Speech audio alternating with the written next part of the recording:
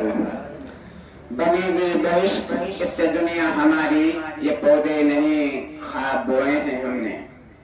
یہ شعر میں حضرت مولانا قمر الدین فارغ کی نظر کرتا ہوں۔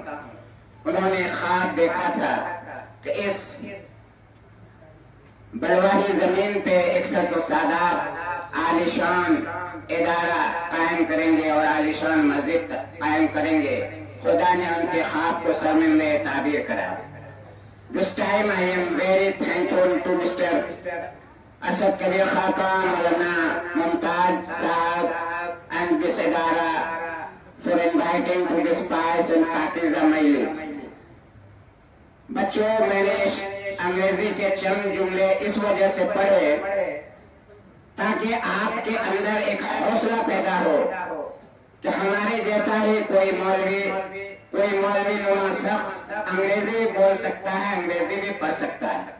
حالانکہ ان جملوں کو پڑھنے کے بعد شاید کوئی ثواب ہم کو نہ ملے، لیکن اگر ہمیں یہ ارادہ ہے، ہمارا یہ عزم ہو کہ اس زبان کو سیکھنے کے بعد ہم دین کی تبلیغ و دعوت کا کام کریں گے، تو یہ انگریزی کی تعلیم بھی آپ کو انشاءاللہ تعالیٰ کار خیر کی جانب لے جائے گا اور اللہ تعالیٰ بڑے اعزاز و اکرام سے نوازے گا اور آخر میں بھی آپ کو سرخرو کرے گا۔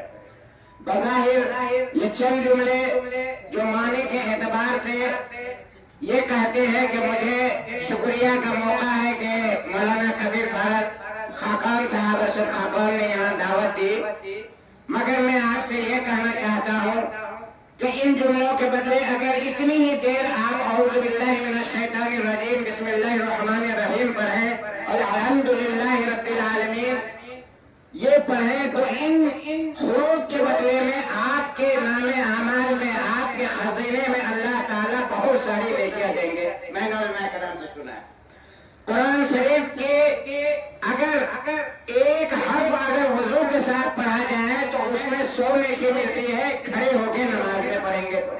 نماز میں اگر ایک حرف پڑھیں گے بیٹھ کے تو 50 نیکی ملے گی، وضو کے ساتھ ایک حرف پڑھیں گے تو 25 نیکی ملے گی، اور خدا نخواستہ وضو کے بغیر آپ پڑھیں گے تو آپ کو 10 نیکی ملے گی۔ وضو کے بغیر آپ قرآن پڑھ سکتے ہیں، قرآن چھونا شاید منع ہے لیکن پڑھنا منع ہے، شاید میں صحیح کہہ رہا ہوں یا غلط۔ اگر آپ ان الفاظ کو پڑھیں گے تو آپ کے خزانے میں چند لمحوں میں 150-200 نیکیاں ملیں گی۔ کیا انگریزی پڑھنے والا کوئی لڑکا اگر پوئم پڑھے twinkle twinkle little star how wonder what you are, کیا اس کو ثواب ملے گا؟ نہیں ملے گا۔ آپ پسندیدہ بندے ہیں اللہ کے، آپ خوش نصیب ہیں کہ اللہ تعالیٰ نے آپ کو دین کی تعلیم کے لیے منتخب کیا ہے۔ آپ ایک حرف میں آپ نیکیاں حاصل کر سکتے ہیں، کروڑوں خزانے ثواب کے حاصل کر سکتے ہیں۔ آپ کبھی اسکول کانوینٹ کے بچوں کو دیکھ کر خود کو شرماتے ہوئے نہ محسوس کریں، آپ کو احساس کمتری میں مبتلا ہونے کی ضرورت نہیں ہے۔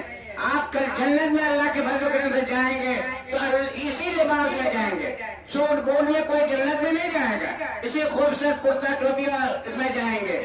اور حدیث میں بھی آپ لوگ سنتے ہوں گے، جو جس قوم کی سبھی اختیار کرے گا اسی کے ساتھ اس کا حشر ہوگا۔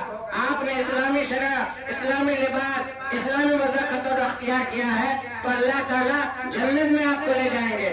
اور جو عیسائی، نصرانی، یہودیت والے لباس اختیار کرتے ہیں اس کا خدائی حافظ اللہ ہے۔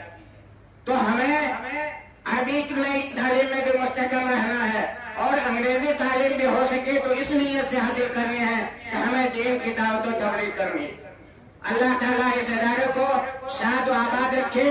میں ان بچوں کے لیے ایک شعر پڑھتا ہوں، چھوٹا ہے تو چنو منو گڈو پپو ببلو ہے، بڑا ہوا تو کوئی راضی کوئی غزالی بنتا ہے۔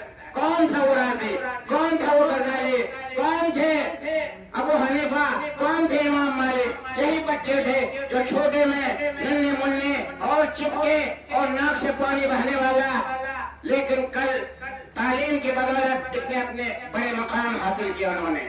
آپ بھی عزم کریں، ارادہ کریں، کوئی لکھا ہوا نہیں ہے کہ دلی اور گجرات کا ہی مولانا بڑا ہو سکتا ہے، آپ کے سرزمین کے بچے بھی بڑے سے بڑے اعلیٰ مقام حاصل کر سکتے ہیں۔ آپ ارادہ کریں کہ انشاءاللہ تعالیٰ اس مقام کو حاصل کریں گے. بہرحال آخر میں ایک شعر اور مولانا ممتاز صاحب، یہ گلشن فلاح ہے اس کے پاس میں ہے آپ، یہ گلشن فلاح اس کے پاس میں ہے آپ. مولانا ارشد کبیر خاکہ صاحب، انہیں زروں کو چمکا کر ہمیں خورشید کرنا ہے. انہیں نیک دعاؤں کے ساتھ خدا حافظ.